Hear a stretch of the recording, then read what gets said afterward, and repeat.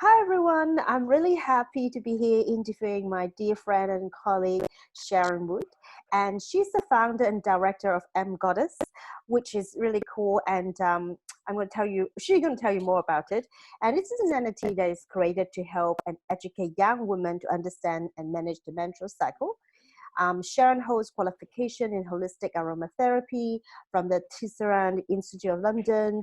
She combined her certification in herbalism, natural fertility management, specialized aromatherapy, so many qualifications. And not only she works as an aromatherapist, she also teaches aromatherapy at the Reflexology Academy of Brisbane and International College of Holistic Aromatherapy. So she's also a teacher, a mother. And I met Sharon through Perfect Potion, which is my favorite brand of skincare, natural care, aromatherapy. And I love their products, especially during this time. And we both sell our books through Perfect Potion. And then I read her book, and I thought it'd be really great to get her on my podcast to share about her knowledge and wisdom and just have some conversations. And we're really excited because last time I met her was in the festival where I just gave my talk and she had to give hers, and we couldn't, hang out more. But it was really great to see her. And I said, this is a great, reminder. We need to do this. So welcome to my show, Sharon. Thank you very much. Thank you for having me. So I have many questions to ask Sharon today, but I think first one I want to ask is about the goddesses, because we both write about a goddess, and I talk about the cycle, like a 4 season. Instead of mother, maiden, crone, I added matriarch and wise women instead, but it's more like the 4 season, spring, summer, autumn, winter, because we have longer lifespan. And I know you use a very different way of look at cycles in a woman. And I think it's really interesting, and I'm starting to get more and more interested to learn more about menstrual cycle and how it affects it. So tell us, what prompted you to create Emgoddess, and how do you look at cycles and goddess in general? Great. So I discovered Emgoddess, if you like, many years ago. I was studying aromatherapy in London, and one of the lecturers said to me, to understand your body as a woman is really powerful, and it sent me a little down a rabbit warren, I say, because I just wanted to know more. I wanted to understand why my hormones really impacted me like they did, and the more I read, the more I discovered about how we're just not taught this information. We're not taught this powerful thing that we have is this internal tool, our cycle, where if we understand the 4 phases of our cycle, and each phase has such a strength, and then when you use them in your life, you can make better decisions, you can have better connections, you can get better results in your life. And it's just something that's not ever taught. And for me, it was something that I really, really wanted to learn more about, just initially for my own benefit. And I suppose the link to goddesses happened when I was trying to create a language around the 4 phases, because the language that's around menstrual cycles at the moment is very negative. And I wanted a more empowering, positive message. And so that's why I went for the 4 goddesses, because the goddesses I've chose, for me, reflect the energy of that phase. So that's where that came from. Great. So tell us about, especially for people who are not so familiar with the 4 stages of the cycle. So I know that the follicular and whatnot, but you talk about it because I probably not so familiar. So the 4 stages. No, that's great. That's right. Yeah. So we have 4 phases of our cycle that we're not often taught about. We all know about the menstrual part. Yes. Yeah, sort of know. But we have a follicular phase, and then we have an ovulation or ovulatory phase. Then you have a luteal phase, and then obviously menstrual or menstruation phase. So, and these four phases, they bring with it completely different energy. They impact the body differently. So obviously the hormone changes that happen in the body, the fluctuation, actually it impacts everything about you. So it impacts the way you feel about yourself, the way you interact with others. It even impacts the clothing choices that you make. It impacts the way you feel emotionally, energy levels, obviously physical changes. So there's all of these things, and it's all impacted depending on what phase you are in your cycle. And yeah, so they're the four phases. And so I call the follicular phase, I call it Daphne, and then ovulatory is Demeter. Persephone is my luteal phase, and then Hecate is the menstrual phase. So now describe for us, so what will definitely represent at the follicular stage? And like you talk about even Great. how we want to dress, like tell us some example of each phases. I'd love to. So, so the follicular phase is around day 5 to day 12 of our menstrual cycle. So we've finished our period, if you like, and we're into that new fresh phase. So Daphne's all about energy, and she's independence and focus and high energy. So that phase brings with it all of those sorts of activities. So if you want to start something new, if you want to start a new goal, if you want to build a project, this is the phase to do it in. You've got high amounts of energy, you've got great confidence, your confidence is boosting, and you feel great about yourself. Physically, you're a lot less bloated, so you're back in your tighter, firmer fitting clothing, The skinny jean and times. you're attracted to different colours. Sorry, yes, it is. And then you move into Demeter. So Demeter's more around ovulation. So she's around day 12 to day 14. It's a shorter phase of the cycle, which is a shame because it's such a beautiful phase.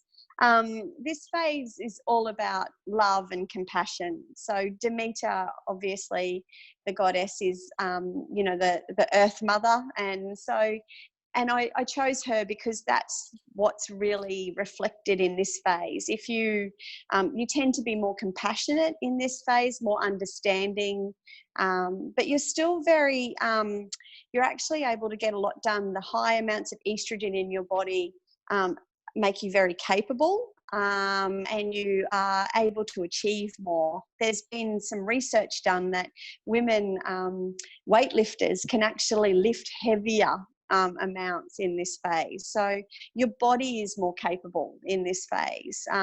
So this is a great phase to really connect with other people. If you are in a role where you spend time with people, this is a great phase to be able to achieve great results. And I love Demeter. It's very this phase. There was another research piece done saying I love hearing about is women actually attracted to brighter pink lipstick in this phase. So they'll wear pinks and reds versus other times of their cycle where they'll go more neutral or nudes. It's really fascinating. It's about they tried like flowers trying to mate, like or get the bees to come. Yeah, right. You betcha, get bees to the honey.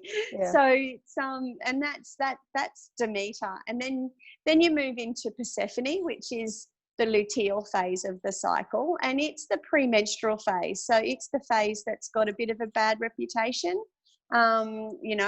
Premenstrual, moody, feisty, cranky. And the truth is that we can be all those things, but it also is a really strong, passionate phase, and it's a creative phase.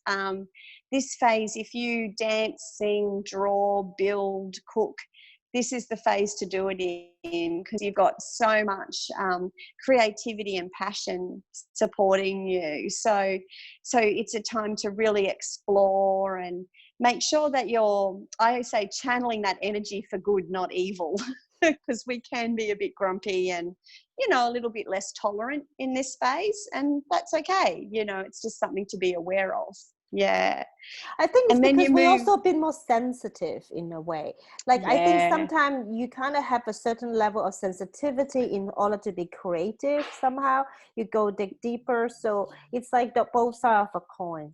And I think That's what you, so true. yeah, when you describe Demeter and Persephone, like the way I talk about goddess, there's really some similarities. Like, you know, Demeter, the Earth Mother, and Persephone, it's more internal and sensitive and can be very creative. So it's interesting Yes. because we, even though we talk about it differently, there's definitely similarities. So the last phase, sorry. The last phase is Hecate. So it's and it is it. I chose Hecate because it's around menstruation, which is a very more inward, reflective, and more intuitive phase. So it's a phase of really sitting back and looking at how your life's gone this month, what you've achieved, what went well, what changes do you think you'd like to make. But it's also just one of rest and calm. And this phase is a beautiful phase to really sit down and re-look and reassess things. But I highly recommend that we don't do too much in this phase, because we are lower in energy. We're a bit more vulnerable. You know, you don't have a lot of high energy like in Daphne. So this is a phase to just take care, you know, make sure you're getting enough rest, and moving your body and stretching your body in a nice gentle way. So that's the 4 phases. So yeah, and we go through them every month. Yes, so cool. And you know, recently I've been really tapping into learning about menstrual cycle and also moon cycle, because now I'm pregnant and obviously I don't have the usual cycle. But people say actually when that happens, you will look at the moon, as in, you know, hundreds of years ago when we had no electricity, actually we menstruate according to the moon. So, and some people like to compare the menstrual and the moon cycle. And what you were talking, it's very similar, where definitely it's that phase is very similar to waxing, the energy it's building and getting bigger. And then obviously full moon is Demeter, when you're, you know, most, you know, juicy and and then Persephone is like whining. It's like you're going inward. And then of That's course, right. at the end, when you have menstrual, it's like the new moon. Again, don't do too much. The new moon. Yes, the new moon. So don't do too much. It's very, very similar. But I think some people, I guess for many reasons, they kind of more like 4 weeks way of looking at it. But if you look at menstrual cycle, it's not like so neat, like 4 weeks. It's like, you know, you say the emitter maybe just 2-3 days. Then the rest may stretch a little bit. But I think it's still very useful to me, like, to have that concept, because right now, because I'm not in a normal menstrual cycle because I'm pregnant, and at the same time when people hitting menopause, then I guess if they want to refer to that feminine energy, they have to go with the moon. So how do you find that quite similar? Do you look at the moon as well? How does it work for you?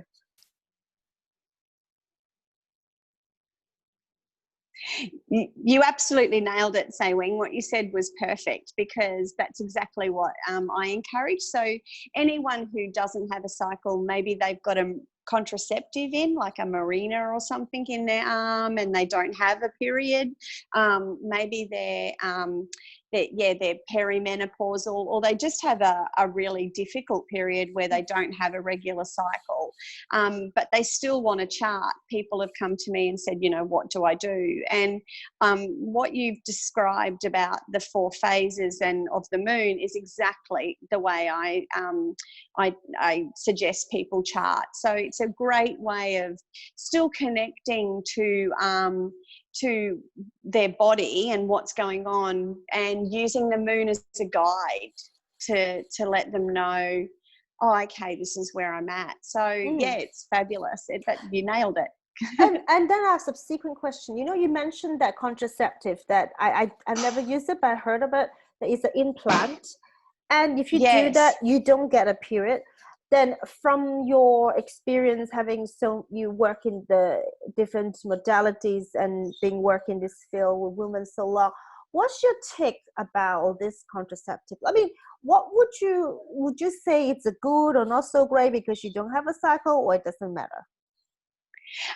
Look, I encourage people to do it whether they are on the marina or not, because I think it's for me, it's a real connection. Like I love doing Emgoddess charting because it just connects me. It takes me really back to, I listen to my body and I want to know what's going on. So I think it's good for you to do, no matter, whether you've got a cycle or whether you don't. It's a really hard one. Some women suffer terribly with their menstrual cycles. It can be quite grueling and quite hard. So I do understand why they would use something like that, a marina or something, because it must be difficult. But I've always been very blessed with a great cycle. I'm one of those people that you want to throw sticks at, maybe, because I've just always been blessed with a really easy cycle. But I do encourage women that even I have a lot of women that are a bit older and they've had hysterectomies, and they chart and they love it because it just gives them back a connection to themselves. It helps them tap back into that feminine energy of them. So let's shift gear a little bit. We're getting a bit wiser and biologically a bit more further down the road. Obviously you work with a lot of women, and especially hormones, aromatherapy. So is there some tips or things that you really think we need to look at or be mindful of, or things that really help us with our bodily and hormonal change when we're getting older, like something along those lines? What would you do, like yourself? Like, what are the things that you practice or things like that? Well, and I'm getting close. I'm almost 50, so I'm getting into that perimenopausal age. So I'm starting to notice changes in my body. I'm starting to notice changes in my cycle for sure. And I must admit that I'm finding that you just need to be aware of what you're inputting in your body a lot more. I know that people are really strong on diet, and I think that more than ever, you need to really look at what you're eating. You need to make sure that you really are, getting good nutrients in your body, that you're eating whole foods. I really do believe it makes a big difference. I know when I'm naughty and I start eating a lot more refined because I might be a bit lazy or, short for time, I find that, if I stick to those whole foods and eat good nutrition, it makes a big difference to my cycle. And the other thing is just really looking at chemicals that you're putting into your body. I know as I'm getting older, I'm trying to eliminate as much synthetic chemicals as I can, going for the natural alternative where I possibly can, looking at all natural ingredients for skincare, toothpaste, anything like that I'm putting into my body. I'm really trying to make sure that it's a natural option, and is so we just got to be more mindful, and very good that we both are fan of Perfect Potion, which have a lot of great natural products. And I also know that with your book you also have the 4 oils that come with it, and I suppose they will also support people at the different phases in the cycle. So with the 4 blended essential oil, people can use it when I guess often these are the things, it's like complementary, like it just helps you navigate that phase better, right? So, and I definitely use essential oil myself on top of what you just said about healthy food and stuff like that. So Absolutely. The oils make such a difference. I've got, I use them on I've got little bracelets that I use. I put a couple of drops on there, or I put them in a diffuser. I just use the oils to support me, just to, boost my energy, to calm me down, help me sleep. It, depending on what phase I'm in, I'll use the according oil to support me through what's happening in that phase. Yeah. Fantastic. So I guess, and is there any particular oil you like to use apart from the 4 blends, especially when women, like for myself, like I'm changing, and obviously getting older, and like, a lot of new things are happening. So is there any other essential oil you may recommend us to look at? I just think from a feminine or a female point of view, clary sage and geranium are just 2 of my favorite oils. They are really lovely hormone balancing, hormone regulating essential oils, and I just love to use them in a blend. I just find them really easy and supportive, and you can use them in a bath or in your diffuser, depending on what you're trying to treat. But yeah, I think you can't go past clary sage. Yeah. Clary sage and geranium, I like them both.